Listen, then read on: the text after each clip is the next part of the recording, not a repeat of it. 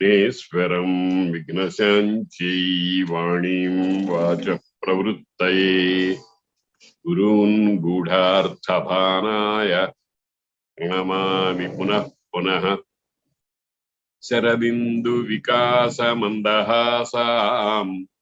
స్ఫురవిందీవరలోచనాభిరామాం అరవింద సమాన సుందరాస్యాం అరవిందాసన సుందరీముపాసే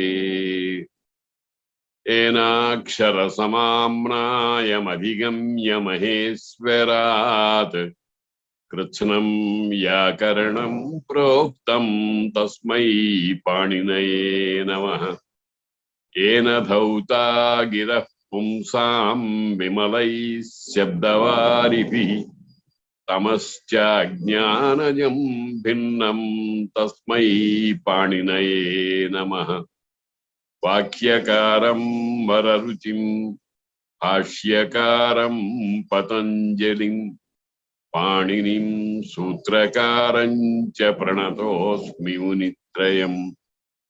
ఓం నమః పాణినికాచాయన పతంజలిభ్యశ్చబ్ద విద్యా సంప్రదాయ కర్తృభ్యో ఋషిభ్యః పరమ ఋషిభ్యో మహద్భ్యో గురుభ్యః.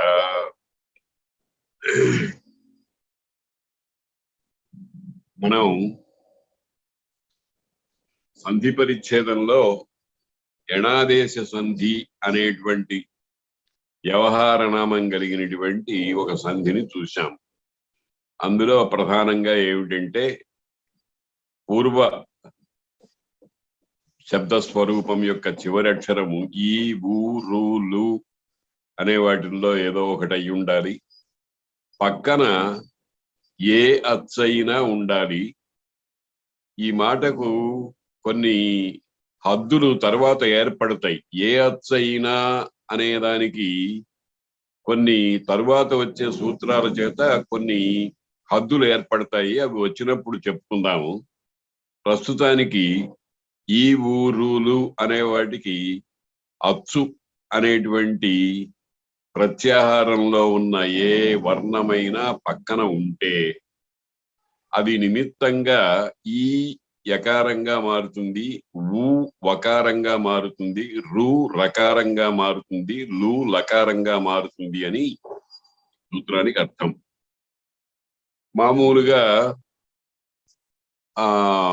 సంజ్ఞా పరిచ్ఛేదంలో చూసినటువంటి అనేకమైనటువంటి విషయాలను ఇక్కడ సమన్వయం చేసుకుంటే ఇక్కులు అని అంటే కేవలం ఈ ఊ రు లు అని మనకు వినపడేటువంటి హ్రస్వాక్షరాలే కాకుండా దీర్ఘాక్షరాలు, వాటి వికారాలు మొదలైనవి కూడా ఉంటాయి. అయితే ప్లుతాక్షరం మాత్రం ఉండదు. అది ఉండకపోవటానికి కారణం తర్వాత చెప్పుకుందాం. కాబట్టి అట్లాగే అచ్చు అన్నప్పుడు అచ్చు అనేది ఆ ఈ ఊ రు లు ఏ ఓ ఐ ఔ అని అక్కడ మనకు ఆ ప్రత్యాహారంలో యథాతథంగా ఉపస్థితమైనవే కాకుండా వాని హ్రస్వదీర్ఘ ప్లుత భేదాలు, ఉదాత్త అనుదాత్త భేదాలు, స్వరిత అనునాసిక అనునాసిక భేదాలు మొదలైనవి యథాయోగ్యంగా అంటే మనకు అవసరాన్ని బట్టి కవి ప్రయోగాన్ని బట్టి వాటిల్లో ఏది పరంగా ఉన్నా గానీ ఈ కార్యక్రమం వస్తుంది. శుద్ధ్యుపాస్య మధ్వరిహి ధాత్రంశ లాకృతి అనే 4 ఉదాహరణలు ఇచ్చారు. మామూలుగా మనం ఏం చేయాలంటే వ్యాకరణంలో జాతికి ఒక ఉదాహరణ ఇస్తారు. ఆ ఉదాహరణని మనం అధ్యయనం చేసేటువంటి ఉపనిషత్తుల్లో గాని లేకపోతే కావ్యాల్లో గాని అటువంటి సందర్భాలు వచ్చినప్పుడు ఈ సమన్వయం చేసుకుంటూ ఉండాలన్నమాట. అట్లా సమన్వయం చేసుకుంటే ఈ సంధి కానీ ఏ కార్యం యొక్క విశేష జ్ఞానం మనకు కలుగుతూ ఉంటుంది. అందుకనే నేను చెప్పాను ప్రత్యాదేశము, ప్రతి ఆదేశము ఇది ఎణాదేశ సంధి. గుర్వాజ్ఞ, గురు ఆజ్ఞ ఇది ఎణాదేశ సంధి. పితృ ఉత్సాహము, పితృత్సాహము. ఇలాగా మనం భాషలో వాడుకునేటప్పుడు ఈ సంధి ఇకోయణొచ్చి అనే సూత్రం చేత వచ్చింది కదా అని అనుకుంటూ ఉంటే, సమన్వయం చేసుకుంటూ ఉంటే మనకు ఈ సంధి స్వరూపం అనేటువంటిది దృఢపడటమే కాకుండా శబ్ద జ్ఞానం అనేటువంటిది మనకు చాలా చక్కగా తెలుస్తానికి అవకాశం ఉందన్నమాట. ఇది మొదటి సంధి. దీనికి సంబంధించినటువంటి విషయాలు చాలా చెప్పుకున్నాము. ఆ తర్వాత వాటిల్లో మళ్ళీ వేరే కార్యాలు కూడా కొన్ని ఉన్నాయనుకున్నాం. అవి ప్రాథమిక స్థితిలో మనకంత అవసరం లేదు కనుక ఊరికే చూడనట్టుగా చూసి ముందుకు వెళ్ళిపోతున్నాం. తర్వాత ఇప్పుడు ఈ లఘు సిద్ధాంత కౌముది బాలానాం సుఖబోధాయ అని ప్రారంభకులకు కొంచెం సుఖంగా బోధించటానికి చేసినటువంటి వరదరాజ పండితుడు చేసిన లఘు సిద్ధాంత కౌముదిలో అత్సంధి ప్రకరణంలో మనకు యణాదేశ సంధి తర్వాత ఉపస్థితమయ్యేది అయవాయావాదేశ సంధి అని దానికి మనం వ్యవహారంగా అలా పెట్టుకుంటూ ఉంటాం. అయవాయావాదేశ సంధి ఏమిటి ఇది? సాధారణంగా ఇది మనకు హై స్కూల్స్ లో, కాలేజెస్ లో తెలుగు పాఠాలు చెప్పేటప్పుడు, సంధులు సమాసాలు చెప్పేటప్పుడు ఇటువంటిది ఒకటి ఉంది అనేటువంటి స్ఫురణ వచ్చేటువంటి అవకాశం లేదు. ఎందుకనంటే ఇది కేవలం సంస్కృత భాషలో మాత్రమే ఉంటుంది. తెలుగులో అంటే తత్సమ రూపంలో ఆంధ్రము అనే మనం అనే దాంట్లో అనేకమైన సందర్భాల్లో వస్తుంటాయి, కానీ దానిని గురించి పట్టించుకోవాల్సిన అవసరం సాధారణమైనటువంటి స్థితిలో లేదు కనుక దీని గురించి ఎవరు బహుశా ఇప్పటికి చెప్పుండరు. కానీ అది చాలా ఎక్కువగానే ఉంది. దాని సంగతి ఏమిటి అని అంటే అయవాయావాదేశ సంధి. అయవాయావా అనే చోట 4 ముక్కల్ని మనం కొట్టుకోవాలి. అయ్యి, అవ్వు, ఆయి, ఆవు. ఆ అనేటువంటి అక్షరానికి హ్రస్వాక్షరానికి పక్కన యకార పొల్లు, ఆ అనేటువంటి హ్రస్వాక్షరానికి పక్కన వకార పొల్లు, ఆ అనేదానికి పక్కన యకార పొల్లు, ఆ అనేదానికి పక్కన వకార పొల్లు అని 4 ముక్కలు.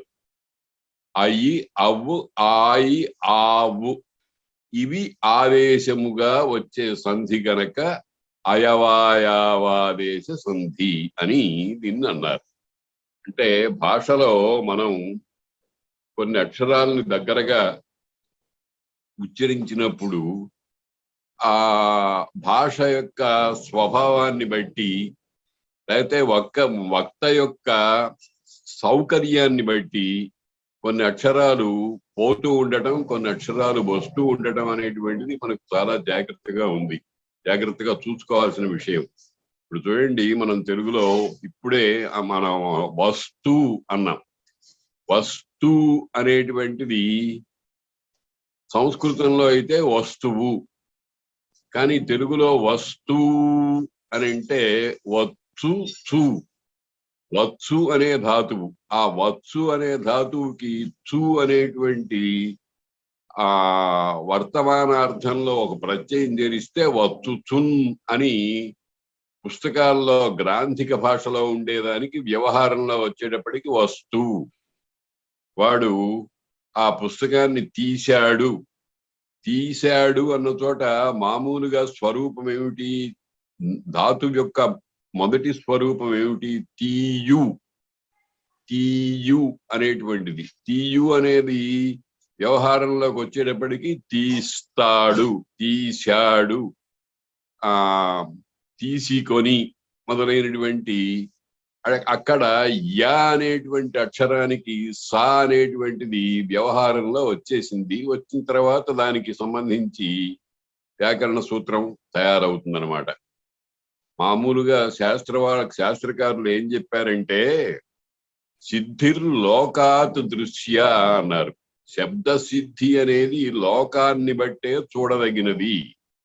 లోకాన్ని కాదని ఎవరో ఎక్కడో ఒక పర్ణశాలలో కూర్చొని మేము ఇట్లాగా ప్రయోగించాలని శాసిస్తున్నాము, మీరు ఇట్లాగే ప్రయోగించండి అని అంటే లోకం ఒప్పుకోవటంలే. లోకంలో ఉండేటువంటి దానిని సంస్కరించటం వరకే వ్యాకరణ శాస్త్రం యొక్క ప్రయోజనం గాని, శాసించటం ఇట్లాగే మాట్లాడండి, ఇట్లా మాట్లాడకపోతే మీకు శిక్ష కలుగుతుంది అని చెప్పేటువంటి అధికారము వైయాకరణులకు లేదు. అందుకని ఇటువంటి కార్యక్రమాలు జరుగుతూ ఉంటాయి. తీయు అనేది తీస్తాడు, తీశాడు. తీస్తాడు అన్నప్పుడు సా వచ్చింది, దంచె అక్షరం వచ్చింది. తీశాడు అన్నప్పుడు తాళవ్యాక్షరం శకారం వచ్చింది. ఎందుకు వచ్చింది అని అంటే, నలుగురు 10 మంది 10 మాట పాడి అయి ధరజల్లు అనేటువంటి మాట ఉంది కనుక అట్లా వాడుకుంటూ వచ్చారు. కొంతమంది కొంచెం అటు ఇటు కాని వాళ్ళు తీస్తాడులో సా ఉంది గనక, తీసికొను అన్న చోట సా ఉంది గనక, తీశాడు అన్న చోట కూడా తీసాడు అని రాస్తూ ఉంటారు. ఇది ఒక రకమైన చాదస్తం వ్యవహారం అని అనిపిస్తుంది అనమాట. ఎందుకంటే వాళ్ళ మనస్సులో ఏముందనంటే, ఈ సకారము దంత్యాక్షరం కదా, శ అనేది తాళవ్యాక్షరం కదా, గ్రంథాలలో యకారానికి దంత్యాక్షరమైన సకారమే వస్తోంది కదా, వ్యవహారంలో దానికి తాళవ్యాక్షరం శ అనేటువంటి అక్షరం రావడంలో సామంజస్యం ఏమిటి అని వాళ్ళ మనస్సులో ఒక శంక తొలుస్తూ ఉంటుందన్నమాట. అందుకని వాళ్ళు ఏం చేశారు, తీశాడు అని రాయకుండా తీసాడు అని రాస్తారు. కొంతమంది కొన్ని పద్ధతులు ఏదో మనస్సులో పెట్టుకుని చేస్తూ ఉంటారు. నేను వాణ్ణి పిలిచి ఉండేవాణ్ణి అనే మాట ఉందనుకోండి, పిలిచి ఉండేవాణ్ణి అన్న చోట నీ కింద నావత్తులాగా మనం పలుకుతున్నాం చాలా స్పష్టంగా. కొంతమంది ఏమిటి అనుకుంటారంటే, దాని మూల స్వరూపము వాడు గనక ఆ వాడు అనే దానికి అనే దాంట్లో ఉండేటువంటి డా అనేటువంటి అక్షరం కనపడకపోతే ఎట్లాగాని వాడ్ని అని డి కింద నావత్తు రాస్తారు. పలికేటప్పుడు వాణ్ణి అనే పలుకుతారు, కానీ రాసేటప్పుడు అదేదో అపచారం చేసినట్టుగా వాడ్ని వీడ్ని అన్నట్టుగా డి కింద నావత్తు రాస్తారు. అటువంటి వాళ్ళను నేను ప్రశ్నించే తీరు ఏమిటంటే, అయ్యా మీరు రాసేటప్పుడు వాడ్ని అంటున్నారు, పలికేటప్పుడు అట్లా పలుకుతున్నారా? పలికేటప్పుడు ఎట్లా పలుకుతున్నారో ఆ ధ్వనులు వచ్చేట్టుగానే రాయండి అని నేను వాళ్ళను కోరుతూ ఉంటానన్నమాట. ఇదంతా ఎందుకు చెప్తున్నామంటే, వ్యవహారంలో పదాలు ఒక్కొక్క సందర్భంలో ఒక్కొక్క ప్రదేశంలో ఒక్కొక్క విధంగా మార్పులు చెందుతూ ఉంటాయి. అలా మార్పులు ఎప్పుడో చెందినటువంటి వానికి సూత్రకల్పన మొదలైనవి వ్యాకరణం చేస్తాడనమాట. అందుకని అటువంటి దాంట్లో ఏ అయ్యి అవ్వు ఆయి ఆవు అనేటువంటి ఆదేశాలు రావటం అనేటువంటిది మనకు కనిపిస్తోంది. దేనికొస్తుంది? ఏ ఓ ఐ ఔ అనే అక్షరాలకు ఆ సూత్రం చెప్తున్నారు. ఏచో యవాయావహ అని ఆ సూత్రం, సంధి సూత్రం.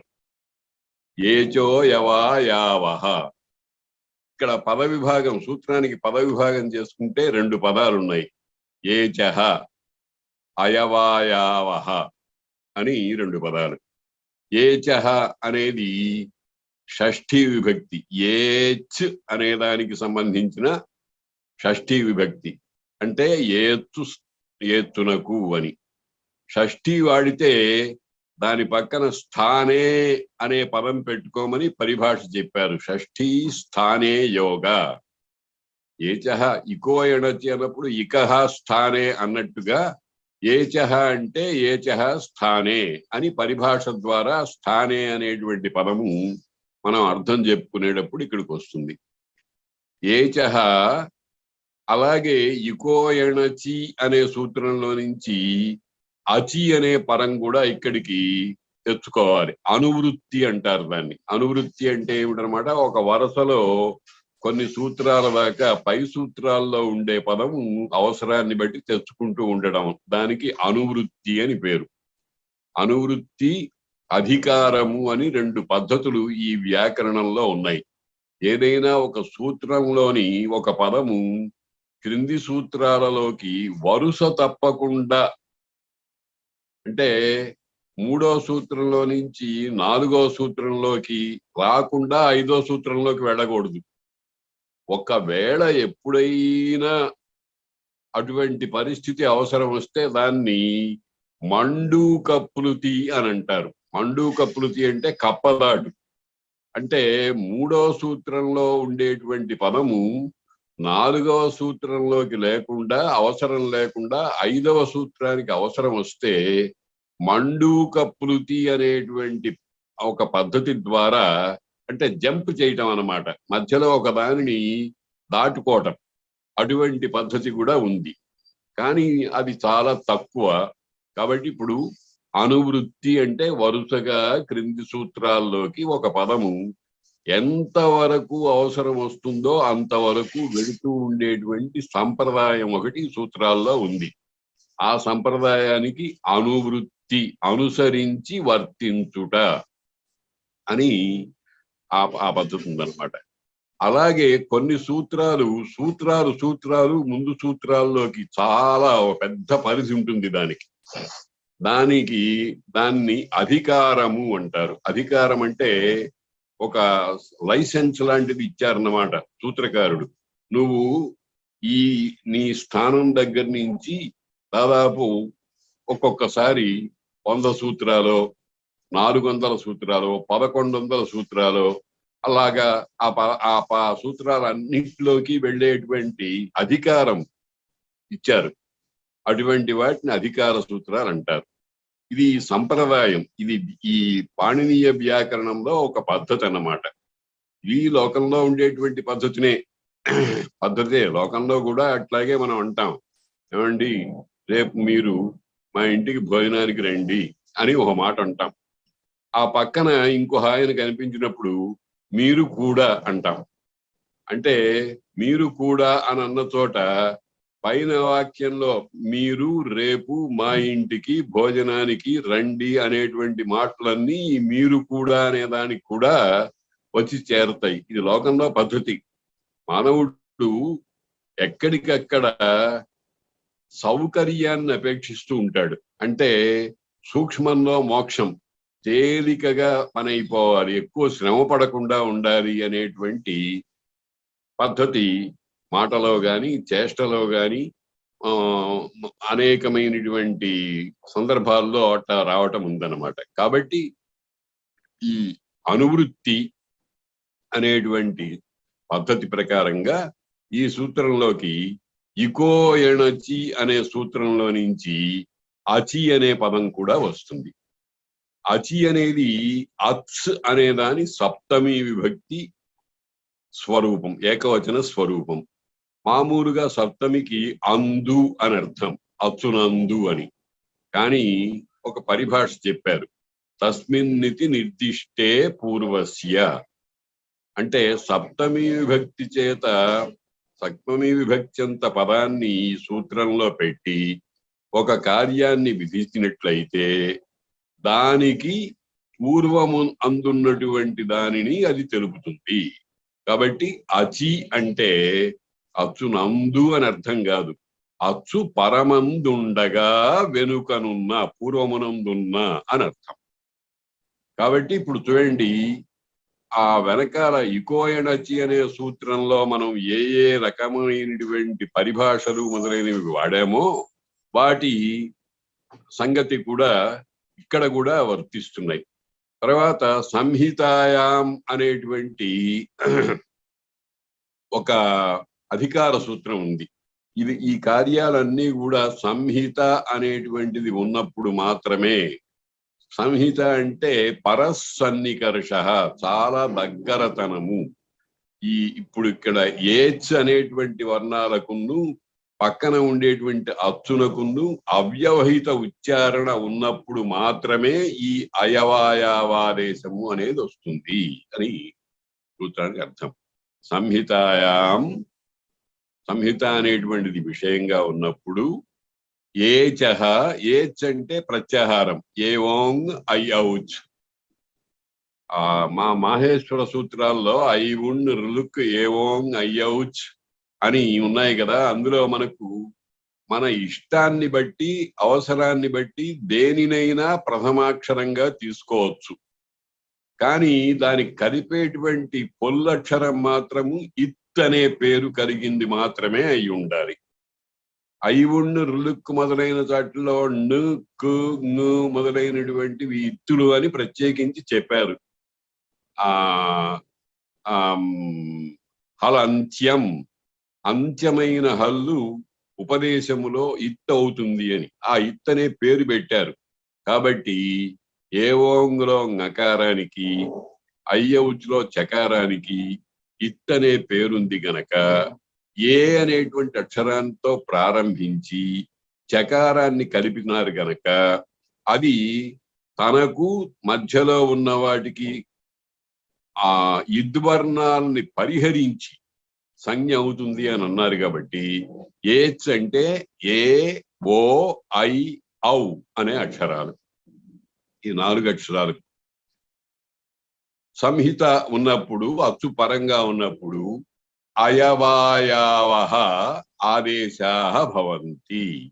ఆ అయ్యి, అవ్వు, ఆయు, ఆవు అనేవి ఆదేశాలుగా వస్తాయి. ఇక్కడ స్పష్టత ఒకటి కావాలి. ఏమండి, 4 అక్షరాలు చెప్పారు, 4 ఆదేశాలు చెప్పారు. దేనికి ఏది వస్తుంది అనేది మేము ఎట్లా నిర్ణయించాలి అని అంటే దానిని మన ఊహకు వదిలిపెట్టేయరు వ్యాకరణ సూత్రకారులు. ఏదో సర్దుకోండి, మీరు చూసుకోండి ప్రయోగాల్ని బట్టి అని మా కప్పదాటు వ్యవహారంగా చూడరు. వాళ్ళు అన్ని చెప్తారు స్పష్టంగా. ఆ చెప్పడం కోసమే ఒక పరిభాష చెప్పారు. యథాసంఖ్యం అనుదేశ సమానాం, సమానాం అనుదేశ యథాసంఖ్యం భవతి. సమానాం అంటే సమమైన సంఖ్య కలిగినటువంటి వానికి. వానికి అంటే అర్థం ఏమిటి?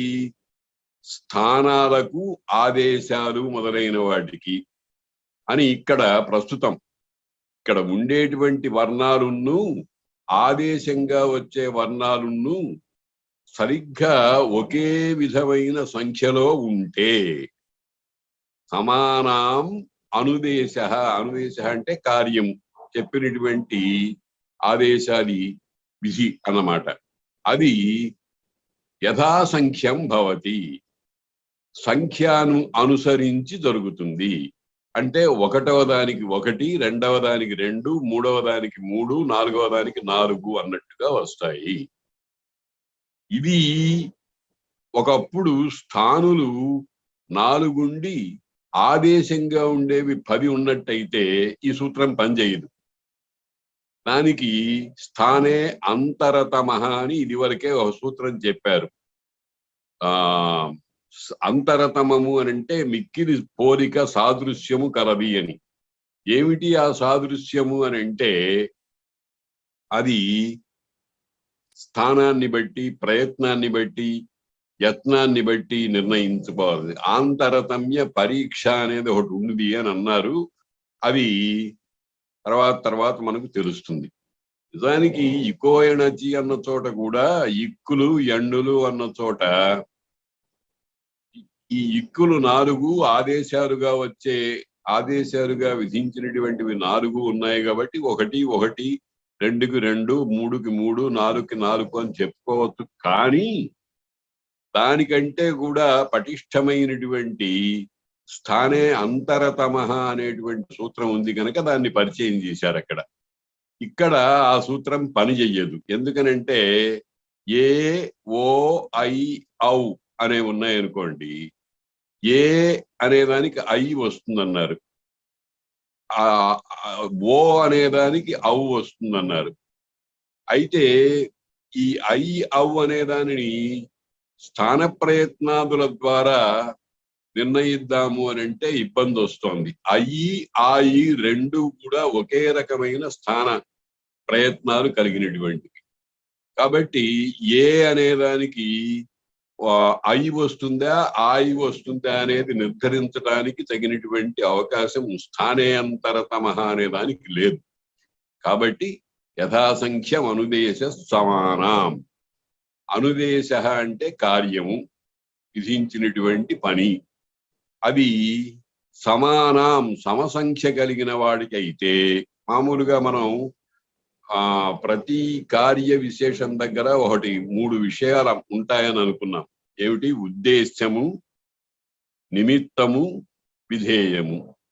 ఉద్దేశ్యము అంటే ఏ అక్షరాన్ని చూపిస్తున్నామో అది.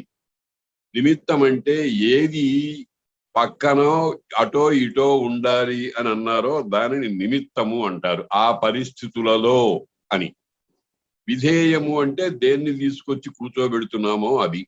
ఉద్దేశ్యము, విధేయము, నిమిత్తము అనేవి సాధారణంగా ప్రతి వ్యాకరణ కార్యంలోనూ ఉంటాయి. ఇక్కడ మనం గమనించవలసిన విషయం ఏమిటంటే ఏచ్చులు 4 ఉన్నాయి. ఏచ్చులు ఇక్కడ ఉద్దేశ్యాలు. ఏ ఓ ఐ అనే ఐ ఔ అనే అక్షరాన్ని చూపిస్తూ మీ స్థానంలో మీరుండే చోట అని వాటిని చూపిస్తున్న వాటిని ఉద్దేశించి మాట్లాడుతున్నాం కాబట్టి అవి ఉద్దేశాలు. అచ్చు పక్కన ఉన్నప్పుడు అని అంటున్నాం కనుక అది నిమిత్తం. అచ్చు ఉంటేనే, ఆ అచ్చు కాకుండా దానికంటే భిన్నమైన హల్లు ఏదన్నా పక్కన ఉంటే ఈ కార్యం రాదు. కాబట్టి దానికి ఇక్కడ అచ్చు అనేదానికి యథాసంఖ్య నియమం వర్తించక్కర్లా, ఏ అచ్చున్నా సరే. ఇకపోతే ఆదేశంగా వచ్చేవి మళ్ళీ 4 ఉన్నాయి. అయి, అవు, ఆయి, ఆవు అని. కాబట్టి ఉద్దేశ్యాలు, విధేయాలు సమసంఖ్యలో ఉన్నాయి గనక, అంటే 4 ఉన్నాయి గనక, అలా 4 ఉన్నప్పుడు సంఖ్యను బట్టి మీరు కార్యాన్ని చేసుకోండి. ఏ అనేదానికి ఐ వస్తుంది, ఓ అనేదానికి అవు వస్తుంది, ఐ అనేదానికి ఆయ్ అనేది వస్తుంది, అవు అనేదానికి ఆబు అనేది వస్తుంది. ఇది యథాసంఖ్యం అనుదేశ సమానం అనేటువంటి పరిభాష చేత మనం సాధించుకున్నటువంటి విషయం. ఇప్పుడు సూత్రానికి అర్థం ఏం అర్థం వచ్చింది అంటే, ఒకసారి అనుకుందాం. సంహిత ఉన్నప్పుడు ఏ ఓ ఐ ఔ అనే వాటి స్థానంలో పక్కన అచ్చు ఉంటే, అంటే ఆ అక్షరం ఉచ్చరించిన తరువాత మరొక వర్ణం మధ్యలో లేకుండా అచ్చు అనే పేరు కలిగిన అక్షరం ఉంటే అప్పుడు ఏ పోతుంది, దాని స్థానంలో ఐ వస్తుంది. ఓ పోతుంది, దాని స్థానంలో అవు వస్తుంది. ఐ పోతుంది, దాని స్థానంలో ఆయి వస్తుంది. అవు పోతుంది, దాని స్థానంలో ఆవు వస్తుంది. ఏ ఓ ఐ ఔలకు క్రమంగా, దీన్నే యథాసంఖ్యం అనుదేశ సమానం అనే సూత్రం యొక్క తాత్పర్యంతో వాళ్ళు ఏమంటారంటే క్రమేణ, క్రమమును అనుసరించి.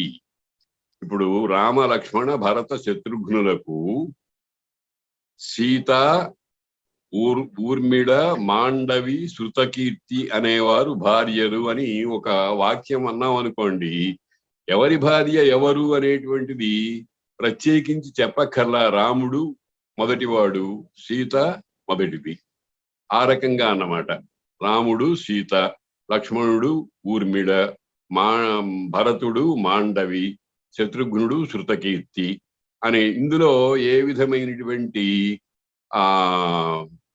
సస్పెన్స్ కానీ సందేహాలు కానీ ఉండేటువంటి అవకాశం లేదు. ఆ రకంగానే ఇక్కడ ఏ ఓ ఐ ఔ అనేటువంటి అక్షరాలకు ఐ అవు ఆయి ఆవు అనేటువంటి అక్షరాలు వాటి స్థానంలో వస్తాయి అంటే ఆ అక్షరాలు ముందర తొలగిపోతాయి, ఏవో అయ్యవులు పోతాయి. అది దాని ప్రసంగంలో, ప్రసంగం అంటే అది ఉండవలసిన చోట, సందర్భంలో అయి అనేటువంటి ఆదేశం వస్తుంది. ఇది సూత్రానికి అర్థం. ఈ సూత్రార్థాన్ని మనం ఉదాహరణ మీద సమన్వయం చేసుకోవాలి. ఉదాహరణలు ఏమిటి చెప్పారంటే హరయే, విష్ణవే, నాయక, పావక అని 4 ఉదాహరణలు ఇచ్చారు. హరయే, విష్ణవే, నాయక, పావక, ఇవి క్రమంగా 4 ఉదాహరణలు. హరయే అంటే ఏమిటి? ఇక్కడ మనం దాని స్వరూపం, తయారయ్యేటువంటి స్వరూపాన్ని చూడాలి. హరయే అంటే ఏమిటంటే హరి అనేటువంటి ప్రాతిపదిక అంటే విభక్తి చేర్చుకోవడానికి సిద్ధంగా ఉన్నటువంటి శబ్ద స్వరూపాన్ని ప్రాతిపదిక అంటారు. విభక్తి ప్రత్యయం చేయాలి దానికి. ఇంకా అంటే ఇప్పుడు పెళ్లి చెయ్యాలి అన్నట్టుగా వరుడు అని అంటామే, ఆ రకంగా దానికి ఏదో ఒక విభక్తి ప్రత్యయం చేర్చుకోవటానికి సిద్ధంగా ఉన్నటువంటి అక్షరముల యొక్క కూడికను శబ్దం అంటారు. ఆ శబ్దానికి ప్రాతిపదికము లేక నామము అని 2 పేర్లు ఉన్నాయి.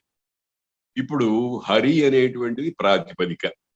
దీన్ని సంస్కృతంలో ఇకారాంత పుంలింగ హరి శబ్ద విష్ణువు అని శబ్దమంజరిలో చెప్తాడు. శబ్దమంజరిలో చెప్పి సు ఔ జస్ అం ఔట్ షెస్ టాభ్యాం భిస్ ఞేభ్యాం భ్యస్ ఞసిభ్యాం భ్యస్ ఞస్ ఓస్ ఆం నీ ఓస్ సుప్పని 21 ప్రత్యయాలు. దాన్ని ఏమంటాం? నామ ప్రత్యయాలు. ఆ నామ ప్రత్యయాల్లో మనకు ఒక్కొక్కటి చేరినటువంటి స్వరూపం తయారు చేసి ఆ స్వరూపాన్ని శబ్దమందుల్లో ఇచ్చారు. హరి అనేదానికి సు అనే ప్రత్యయం చేరిస్తే కొన్ని మార్పులు చేర్పులు వచ్చి హరిహి అంటే ఆ సు అనేటువంటి అక్షరం విసర్గగా మారింది. హరి అనేదానికి ఔ అనేటువంటి ప్రత్యయం అంటే ప్రథమా విభక్తి ద్వివచన ప్రత్యయం చేరిస్తే దానికి కొన్ని మార్పులు, ఆదేశాది కార్యాలు వచ్చి హరి అయింది. హరి అనేదానికి జస్ అనే ప్రత్యయం చేరిస్తే హరయ అయింది అని ఇట్లాగా ఎట్లా అయిందో వాటినన్నిటినీ చెప్పేటువంటిది ఆ అజంత పుంలింగ ప్రకరణం అని.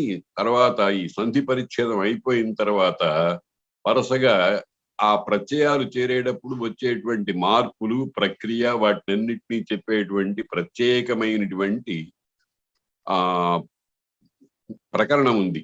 దాన్ని శబ్దాధికార ప్రకరణం అంటారు. శబ్దాలకు ఆయా ప్రత్యయాలు చేరేటప్పుడు ఎటువంటి స్వరూపాలు వస్తూ ఉంటాయో వస్తాడు. ఇప్పుడు మనం ఇక్కడ తెలుగులో కూడా చూడండి, రామ అన్నాం. రామ అన్నప్పుడు డు అనేది ప్రథమా విభక్తి ఏకవచన ప్రత్యయం అన్నాం. రామ డు అన్నప్పుడు రాముడు అంటున్నామా, రాముడు అంటున్నాం. అంటే ఆ రామాలో ఉండేటువంటి అకారానికి డు మొదలైనటువంటి పరంగా ఉన్నప్పుడు ఊ అనేటువంటి అక్షరం ఆదేశంగా రావటం అనేటువంటి కార్యం జరిగింది. అలాగే హరి అనే దానికి ను అనే ద్వితీయ విభక్తి ప్రత్యయం చేరినప్పుడు హరిను అంటల్లా హరిని అంటాం. ఇలాగా ప్రత్యయం పరంగా ఉన్నప్పుడు శబ్దస్వరూపంలో కొన్ని మార్పులు వస్తూ ఉంటాయి. ఆ మార్పులన్నింటినీ చెప్పేటువంటి ప్రకరణం శబ్దాధికార ప్రక్రియ అని సంధి ప్రకరణం అయిన తర్వాత వ్యాకరణంలో ప్రారంభం అవుతుంది. అదిగో అది వచ్చినప్పుడు ఆ ప్రక్రియలో ఉపయోగపడేటువంటి సంధులు ఇక్కడ ముందర చెప్తున్నారు అన్నమాట. దానికోసం చెప్తున్నారు, దానికి పూర్వరంగంగా చెప్తున్నారు అన్నమాట. ఇప్పుడు హరి అనే శబ్దం ఉంది. హరి అనే శబ్దానికి చతుర్థి విభక్తి ఏకవచన ప్రత్యయము ఞే అనేది. మీరు సుప్తింగంతం పదం అనే సూత్రం దగ్గర ప్రత్యయాలన్నీ చెప్పుకుని ఉన్నాను చూడండి. సు ఔ జస్ అం ఔట్ షస్ టాభ్యాం భిస్ ఞేభ్యాం భ్యస్ అంటే ఞే అనేది చతుర్థి విభక్తిలో ఏకవచన ప్రత్యయము, భ్యాం అనేది ద్వివచన ప్రత్యయము, భ్యస్ అనేది బహువచన ప్రత్యయము. ఇప్పుడు మనం ఏం చేస్తున్నాం అన్నమాట, హరి అనేటువంటి ప్రాతిపదికకు చతుర్థి విభక్తి ప్రత్యయం చేర్చి ఏం రూపం తయారవుతుందో చూస్తున్నాం.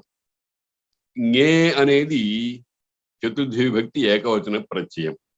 ఆ ఞేలో ఞకార పళ్ళు అది ఇద్వర్ణం. అంటే దానికి ఇత్ అనేటువంటి పేరు విధించారు పాణిని గారు. ఞే అంటే ప్రత్యయం యొక్క మొదటి వర్ణమైనటువంటి ఞకారము ఇద్వర్ణమవుతుంది అని చెప్పేటువంటి సూత్రం ఉందన్నమాట. ఇద్వర్ణం యొక్క గతి ఏమిటి? అది ఏదో ఒక విషయాన్ని తెలిపి వెళ్ళిపోతుంది. ఇంటి గుమ్మం దాకా వచ్చి ఇదండి మీరు కోరిన ఇల్లు అని చెప్పి వెళ్ళిపోయే పిల్లవాళ్ళలాగా అది పోతుంది. ఇత్తు యొక్క లక్షణం ఏమిటి? తస్య లోపః, అది లోపిస్తుంది. కాబట్టి ఞే అనే దాంట్లో ఆ ఞ అనేటువంటి అక్షరము ఇత్ అనేటువంటి పేరు కలిగినదై ఉంది గనక తస్య లోపః అనే సూత్రం చేత లోపం అనేటువంటి కార్యం వస్తే మిగిలే స్వరూపం ఏమిటి? ఏ. మీకు ఒక చిన్న సందేహం వస్తుంది, ఎందుకండి ఆ ঙా అనేటువంటి దాన్ని ఇత్తుగా ఎందుకు పెట్టారు అని అంటే దానికి కొన్ని పనులున్నాయి. అవి మనకు శబ్దాధికార ప్రక్రియ చదువుకునేటప్పుడు తెలుస్తాయి అన్నమాట. కాబట్టి ఞే భ్యాం భ్యస్ ঙసి భ్యాం భ్యస్ ঙస్ అంటే చతుర్థి విభక్తి ఏకవచనంలో, పంచమీ విభక్తి ఏకవచనంలో, షష్ఠీ విభక్తి ఏకవచనంలో, సప్తమి విభక్తి ఏకవచనంలో ప్రత్యయ స్వరూపానికి ముందర కకారము పంచమాక్షరమైన ఞకారమును ఇత్తుగా పెట్టారు. అట్లా ఇత్తుగా పెట్టడానికి కొన్ని ప్రయోజనాలు ఉంటాయి, అవి తర్వాత చెప్తారనమాట. ఇప్పుడు ఇక్కడ మనకు దాని ప్రస్తావన ఏమిటంటే ఞే అనేదంటో ఞకారం ఇత్తు గనక లోపిస్తుంది. హరి ఏ అయింది. అయిన తర్వాత హరి శబ్దంలో ఇకారానికి, విష్ణు గురు మొదలైన శబ్దాల్లో ఉకారానికి, ఈ ఊ అనే వాటికి గుణము అనేటువంటి అక్షరం ఆదేశంగా వస్తుంది అని చెప్పినటువంటి ఒక సూత్రం ఉంది. అది కూడా శబ్దాధికార ప్రక్రియకు సంబంధించినటువంటిదే. కాబట్టి హరి ఏ హరే ఏ అవుతుంది. అంటే ఆ నిత్తులైన ప్రత్యయాలు పరంగా ఉన్నప్పుడు ఈ ఊ రు అనే వాటికి గుణము అనేటువంటి పేరు కలిగిన అక్షరం ఆదేశంగా వస్తుంది. ఇది గుణ సంధి కాదు, గుణము అనే పేరు కలిగిన అక్షరం ఆదేశంగా వస్తుంది. గుణము అంటే ఏమిటి అంటే చెప్పారు, అదేంగ్ గుణ, అత్ ఏంగ్ అనే వాటికి గుణమునే అని మేము ఈ వ్యాకరణంలో వ్యవహరిస్తాము. అత్ అంటే హ్రస్వ ఆకారము, ఏంగ్ అంటే ఏకార ఓకారాలు. అత్ ఏంచ గుణ సంజ్ఞం భవతి. హ్రస్వ అకారమునకు ఏ ఓ అనేటువంటి అక్షరాలకు గుణము అని పేరు వస్తుంది. మేము ఈ వ్యాకరణంలో ఎక్కడన్నా గుణము అని అంటే ఈ అదేంగ్ గుణ అనేటువంటి దానిని స్మరించండి, అకార ఏకార ఓకారాన్ని గ్రహించండి అని ఆ సూత్రానికి అర్థం అన్నమాట. కాబట్టి ఇప్పుడు హరిలో ఉండేటువంటి ఇకారానికి ఎక్కడ రేఫ మీద రా అనేటువంటి అక్షరం మీద ఉండేటువంటి ఇకారానికి గుణము అనేటువంటి అక్షరాన్ని ఆదేశంగా చెప్పినటువంటి సూత్రం ఉంది కనుక దాని చేత ఈ ఏగా మారుతుంది. ఇక్కడ కూడా మళ్ళీ స్థానే అంతరతమః, గుణములు 3 ఉన్నాయి కదా, అకారము, ఏకారము, ఓకారము. ఇకార స్థానంలో అకారం ఎందుకు రాకూడదు, ఓకారం ఎందుకు రాకూడదు అని అంటే దానికి చుట్టరికం లేదు కనుక, ఆంతరతమ్యం లేదు కనుక. ఆంతరతమ్యం ఏకారానికి మాత్రమే ఉంది. కాబట్టి హరి ఏ హరే ఏ అయింది. ఈ హరే ఏ అయినంత వరకు ఇప్పుడు సంధికి సంబంధించినటువంటి విషయం కాదు, అదంతా తరువాత వచ్చేటువంటి శబ్దాధికార ప్రక్రియలో వచ్చేటువంటి విషయం. కానీ మనకు హరే ఏ అనేటువంటి స్థితి వచ్చినప్పుడు దానికి ఇప్పుడు ఏచోయవాయావహ అనేటువంటి సూత్రం వర్తిస్తుంది. ఇక్కడ హరే అన్న చోట ఏ అనే అక్షరం ఉంది. ఏ అనేది ఏచులలో ఒకటి, ఏవో అయ్యవులలో ఒకటి కనుక ఏచ్. ఏచహ ఏచ్ అనే దాని స్థానంలో పక్కన అచ్చు ఉంటే ఞే అనేటువంటి ప్రత్యయంలో నకారం అనే ఇట్టుపోతే మిగిలిన ఏ అనేది అచ్చు అనే ప్రత్యాహారంలో ఉన్నదేగా, కాబట్టి అచ్చు పరంగా ఉంది. హరే ఏ, ఈ ఏ అనే దాన్ని తీసివేసి అయి అనే ఆదేశం వస్తుంది. అకార యకారాలు హరయ్ ఏ హరయే అయింది. ఇది అయవాయావాదేశ సంధి యొక్క స్వరూపం, హరయే.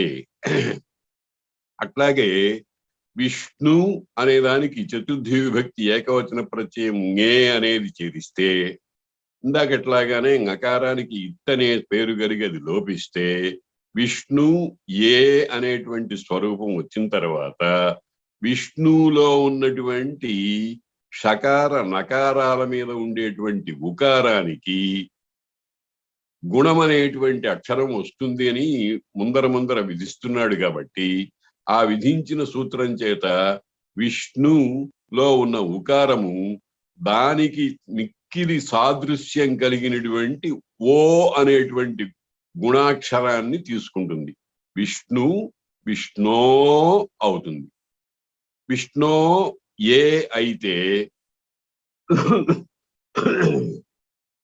ఓకారం ఏచ్చులలో ఒకటైనటువంటి ఓ అనే దానికి ఏ అనేటువంటి అచ్చు పరంగా ఉంది కనుక ప్రకృతమైనటువంటి ఏచోయవాయావహ అనే సూత్రం చేత మనకు అవాదేశం వస్తుంది. ఓ అనే దానికి ఓ అనేది ఆ అయవాయావాదేశము అనేటువంటి దాంట్లో ఏ ఓర్ ఐ ఔ గనక ఓ అనేది రెండోది గనక ఆదేశాలు 4 ముక్కల్లో రెండవ ముక్క ఆయ్ అవ్ అనేది గనక అవ్ వస్తే విష్ణో ఏ విష్ణవు ఏ విష్ణవే అయింది. ఇది రెండవ ఉదాహరణ. హరయే విష్ణవే. ఇంకపోతే మూడవది నాయక అని ఉదాహరణ ఇచ్చాడు. నాయక అనేది నీ అనే ఒక ధాతు ఉంది, టు లీడ్ అనే అర్థం కలిగినటువంటి నీ, నీతి, నయము మొదలైన శబ్దాలన్నీ ఈ ధాతువు నుంచి పుట్టినవే. నయతి, నేయ, నేయుడు, నేయుడు అంటే నడుపదగిన వాడు అని ఈ రకంగా నీ అనేటువంటి ఒక వెర్బ్ రూట్ ఉంది. దానికి అర్థం ఏమిటంటే ప్రాపణము. నీ ప్రాపణే. ప్రాపణం అంటే అర్థం ఏమిటంటే పొందించటం, ఒక చోటికి తీసుకువెళ్ళటం, నడపటం అని అర్థం. ఆ నీ అనే ధాతువుకి అది ఆ పని చేసేవాడు అనేటువంటి అర్థంలో ఇప్పుడు ఆ డ్రైవ్ అనేటువంటి పనికి ఆ పని చేసేవాడు అనే అర్థంలో ఇంగ్లీష్ లో డ్రైవర్ అని వచ్చినట్టుగా, కండక్ట్ చేసిన వాడు కండక్టర్ అన్నట్టుగా, ఆ ఇంగ్లీష్ లో ఈఆర్ వచ్చినట్టుగా నీ అనే ధాతువు యొక్క అర్థాన్ని ఆ పని చేసేటువంటి వ్యక్తిని చెప్పటానికి ఒక ప్రత్యయం వస్తుందన్నారు. ఆ ప్రత్యయము అసలు స్వరూపము నువ్వుల్ అని. అంటే నువ్వు కింద వావత్తు లకార పొల్లు. ఆ నువ్వుల్ అనే దానికి అక అనే ఆదేశం వస్తుంది అని చెప్పారు. యువో రనాకవు అని ఒక సూత్రం ఉంది. కాబట్టి ఇప్పుడు నీ నువ్వుల్, నీ అక, ఈ నువ్వుల్లో నా అనేది ఉన్నది గనక పూర్వంలో దానికి వృద్ధి వస్తుంది అని చెప్పారు. అంటే ఈ అనేటువంటి అక్షరానికి ఐ అనే ఆదేశం వస్తుంది అని అన్నారు. నీ నుల్ నీ అనేది నైగా మారుతుంది. నైగా ఎందుకు మారుతుందంటే వృద్ధి వస్తుంది అనేటువంటి సూత్రం ఉంది గనక. నై అంటే ఈ అనేటువంటి అక్షరానికి కరస్పాండింగ్ గా వచ్చేటువంటి వృద్ధి అనే పేరు కలిగిన అక్షరం. వృద్ధి అంటే కూడా అదే గుణ అన్నట్టుగానే వృద్ధిరాదైచ్ అని చెప్పారు. ఆ ఐ ఔ అనే 3 అక్షరాలకు మా వ్యాకరణంలో వృద్ధి అనే పేరుతో మేము వ్యవహరిస్తాము అని సూత్రం చెప్పారు. వృద్ధిరాదైచ్. వృద్ధి అనేటువంటిది ఏమిటి అని అంటే మా మా వ్యాకరణంలో, లోకంలో వృద్ధి అంటే పెరుగుదల, బిజినెస్ శాస్త్రంలో వృద్ధి అంటే వడ్డీ, ఇంకా ఇతరమైనటువంటి అర్థాలు చాలా ఉండొచ్చు. సంస్కృత వ్యాకరణంలో మేము ఎక్కడైనా వృద్ధి అనేటువంటి శబ్దాన్ని వాడితే అది ఆ ఐ ఔ అనే 3 అక్షరాలకు పేరుగా గమనించండి అని చెప్పిన సూత్రం ఉంది, వృద్ధిరాదైచ్ అని. కాబట్టి ఈ అనేదానికి ఐ అనేటువంటి ఆదేశం వస్తుంది అని చెప్పారు. ఎందుకంటే నువ్వుల్ అని ప్రత్యయం అన్నానే, ఆ నువ్వుల్లో నకారము దాన్ని ఎందుకు పెట్టారంటే దాని వెనకాల ఉండేటువంటి ఈ ఊ మొదలైనటువంటి అక్షరాలకు రు అనేదానికి వృద్ధి అనేది రావటానికి కార్య విశేషం తెలియజేయటానికి పెట్టారనమాట. కాబట్టి ఈ అనేదానికి కరస్పాండింగ్ గా వచ్చేటువంటి వృద్ధ్యక్షరము ఐ కనుక నీ ఐ ఈ స్థానంలో ఐ వస్తే నై అవుతుంది. నై అక అక అవుతుంది. అయితే ఇప్పుడు ఐకారానికి అకారము అచ్చుపరంగా ఉంది. ఆ స్థితిలో ఐకార స్థానంలో ఆయ్ అనే ఆదేశం వస్తుంది. ఐ పోతుంది. అది ఉండవలసిన చోట ఆకార యకారాల ధ్వనులు మనకు వినిపిస్తాయి. నాయ్ అవుతుంది. నై అనేది నాయ్ అయింది. ఆ అకాలో అకారాన్ని యకారానికి కలిపామనుకోండి, నాయక అయింది. నాయకుడు తయారవడం ఇంత కష్టం. నాయక. అలాగే పావక. పావక అంటే పవిత్రము చేయువాడు అని. పూ అనే ధాతు ఉంది. దానికి లాగానే నాయక లాగానే దీనికి కూడా పూ అనేటువంటి వర్ణంలో ఉండేటువంటి ఊ అనే అక్షరానికి నువ్వుల్ అనే ప్రత్యయం చేరినప్పుడు వృద్ధి వస్తుంది. వృద్ధి ఉకారానికి వచ్చే వృద్ధి ఏమిటి అంటే ఔ, పౌ అవుతుంది. పౌ అక. ఔ అనేటువంటి అక్షరానికి ఆబ్ అనే ఆదేశం వస్తుంది అన్నారు. పౌ అకహ పావకః. పౌ అక పావక అవుతుంది. ఇకారానికి అయాదేశము, ఉకారానికి అవాదేశము,